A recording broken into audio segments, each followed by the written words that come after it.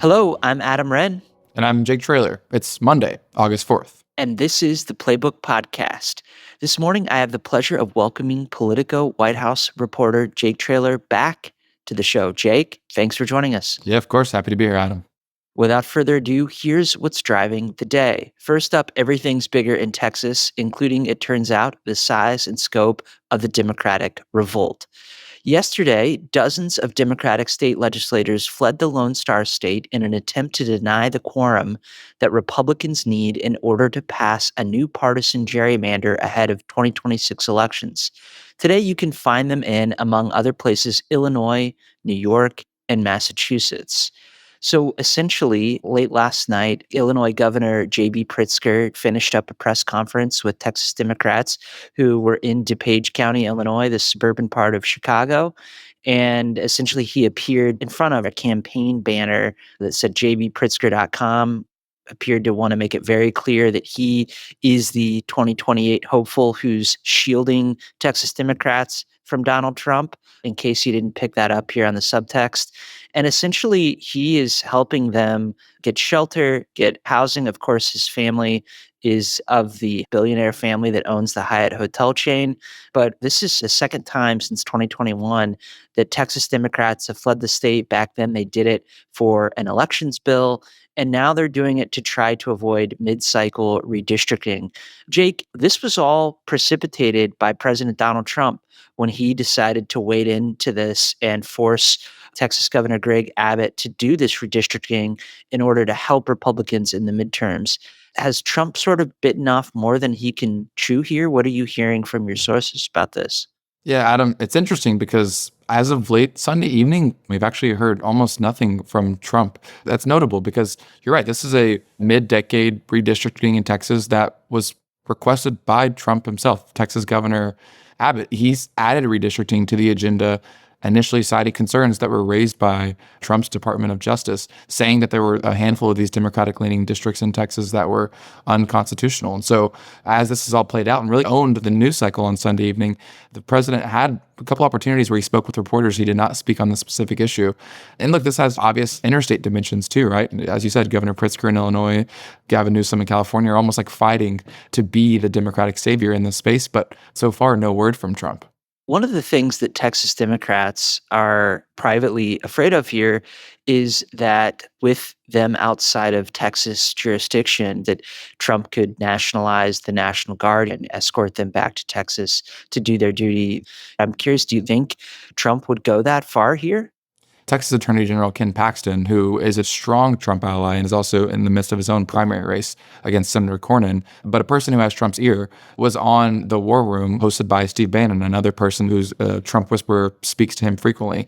These two were talking on his podcast, and Paxton said that the House rules and the Senate rules both allow for these people, talking about the Texas Democrats, to be arrested if they leave. The challenge is, Paxton said, is if they go out of state, they'll lose jurisdiction. Though he did not mention Trump by name, he essentially was kind of tossing up this idea of our hands are a bit tied here. If anything's going to be done, it's going to be done federally.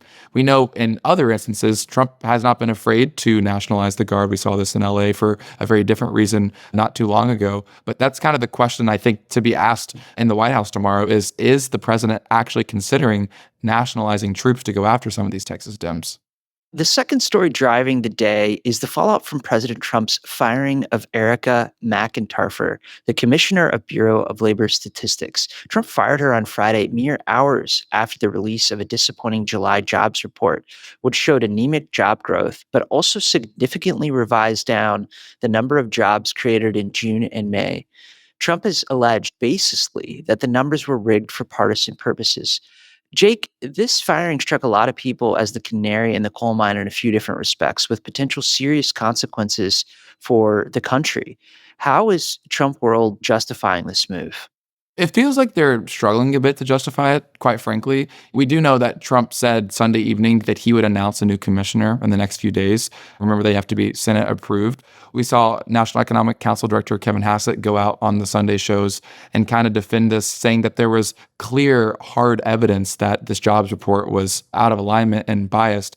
a lot of people, including some Senate Republicans, a former Trump appointee, William Beach, saying that this is a dangerous precedent and undermines the statistical mission of the Bureau.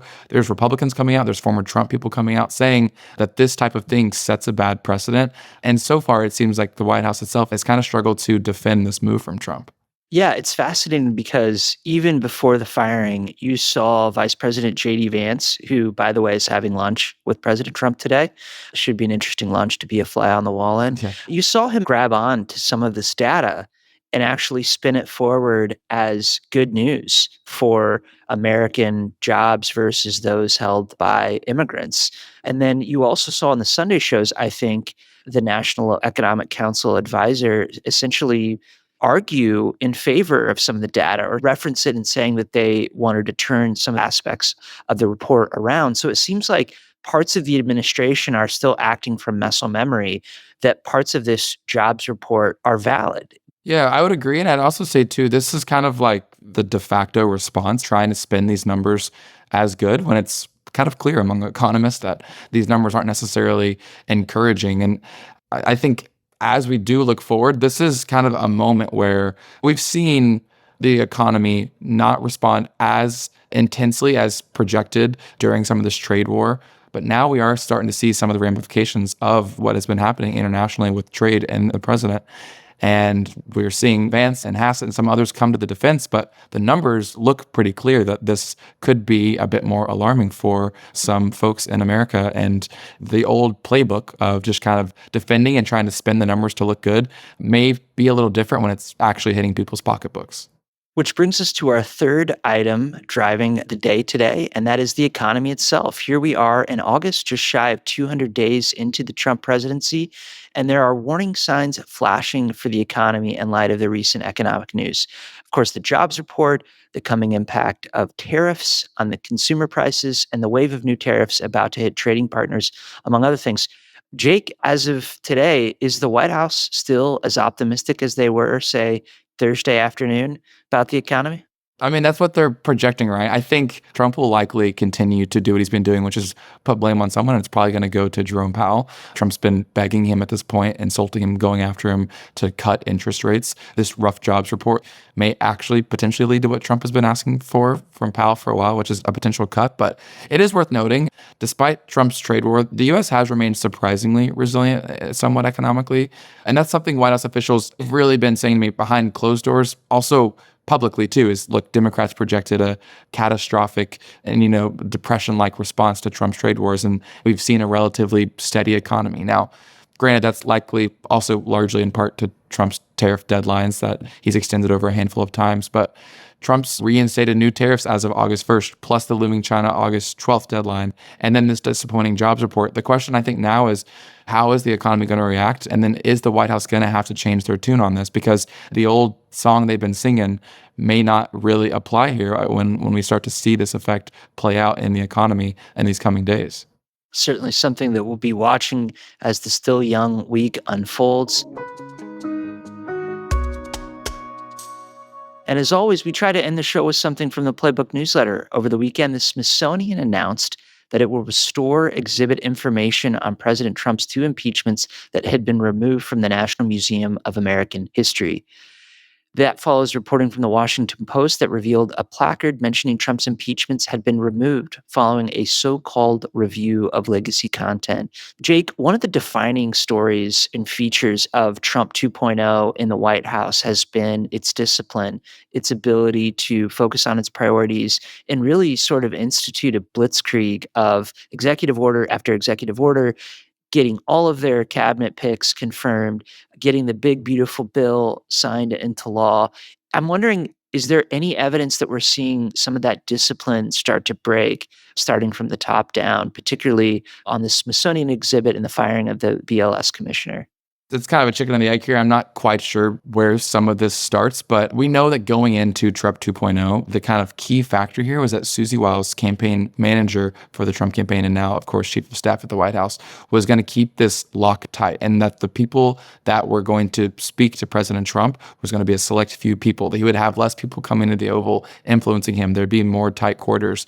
There are some signs of fraying on that. We've seen Laura Loomer just in the past week in some Politico reporting that she's having more of a presence in some of Trump's conversations. And we see that with the Winklevoss twins. There are some signs that there might be a bit of an opening, and that the president is having conversations with outside people, and that there's potentially not as lock-tight step as they were the first couple of months. But that's also, something that there's precedent for in an administration, right? Like in the beginning, there's this kind of things are going to be different this time around. It's starting to look as the months go by that we might see some remnants of Trump 1.0 in this term too. Well, as always, send us your tips, birthdays, or spotted moments to playbook@politico.com. Jake, this was super insightful. Thanks as always. Thanks for having me. And that's all for today's show, but we have much more news and analysis in today's Playbook newsletter, which you can find at politico.com/playbook. We'll be back tomorrow. Have a great Monday.